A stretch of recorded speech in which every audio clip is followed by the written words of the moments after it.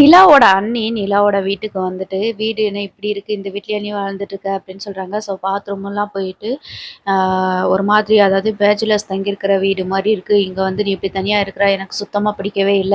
நீ இங்க இருக்கிறது ரொம்ப ரொம்ப தப்பு நிலா. என் கூடவே கிளம்பி வா அப்படின்ற மாரி சொல்றாங்க. உடனே பல்லவன் எல்லாருமே பயந்துட்டு, "ஐயோ! இவங்க என்ன கூடவே கூட்டிட்டு போயிருவாங்களா?" அப்படின்னு சொல்லிட்டு பயப்படுறாங்க. அப்பதான் நிலா இருந்துட்டு, "அப்படிலாம் இல்ல. வீடு வேணா இப்படி இருந்துக்கலாம். ஆனா இங்க இருக்கிற மனுசங்க மனசு எல்லாமே தங்கம். உங்க வீட்ல இருக்கிற ஆட்கள விட இவங்க எவ்வளவோ நல்லவங்க அப்படின்ற மாரி சொல்ல, நிலா உன்னைய வந்து நான் எப்படியாவது கூட்டிட்டு போகணும்னு நெனச்சு தான் வந்தேன். ஆனா அதுக்கு வாய்ப்பே இல்லன்னு தெரிஞ்சிருச்சு. சரி நான் வரேன் அப்படின்னு சொல்லிட்டு அங்கருந்து கிளம்பி போயிர்றாங்க. அதுக்கப்புறமா மனசு ரொம்ப கஷ்டமா இருக்குது. அ அப்படின்னு சொல்லிட்டு நிலா வந்து கோவிலுக்கு போறாங்க. பல்லவன் கூட போறாங்க. அப்போ அ பல்லவன் இருந்துட்டு, "ஏன் நான் சொன்னதுனால தான் நீங்க இங்க இருக்கீங்களா? எங்களுக்காக தான் நீங்க இந்த வீட்ல அட்ஜஸ்ட் பண்ணியிருக்கீங்களா?" அப்படின்ற மாரி கேட்குறாங்க. "அப்படிலாம் இல்லடா பல்லவா!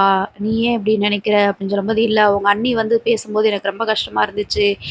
நாங்க தான் உங்கள கஷ்டப்படுத்துறோமோன்னு தோணுச்சு. நீங்க வேற வீடு பார்க்கணுனாலும் கூட பார்த்துக்கோங்க அண்ணி" அப்படின்னு சொல்லும்போது, "என்னடா அப்படி சொல்ற?" அப்படின்னு சொல்லும்போது, "இல்ல பாவம் நீங்க எப்படி அரண்மனை மாரி இருந்த வீட்ல கண்டிப்பா இருந்திருப்பீங்க.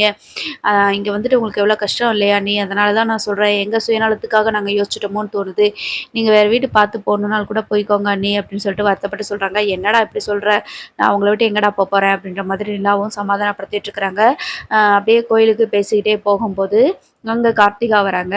கார்த்திகா வந்துட்டு, "நிலா உங்ககிட்ட பேசணும்னு" சொல்லும்போது, "பல்லவா நம்ம யார்கிட்டயும் பேசணும் அவசியம் இல்ல" அப்படின்னு சொல்லிட்டு அங்கருந்து எந்திரிச்சு போயிர்றாங்க. அதுக்கப்புறம் மறுபடியும் பின்னாடியே கார்த்திகா வந்துட்டு, "ப்ளீஸ் நான் சொல்றத கொஞ்சம் கேளுங்க. நான் பேசுறதுக்கு எனக்கு கொஞ்சம் வாய்ப்பு குடுங்க" அப்படின்னு சொல்லிட்டு, "இனிமே பேசுறதுக்கு என்ன இருக்கு? அதான் நாங்க அவ்வளோ நேரம் வெயிட் பண்ணி நீங்க வரலைல்ல. அன்னைக்கே சொன்னேன்.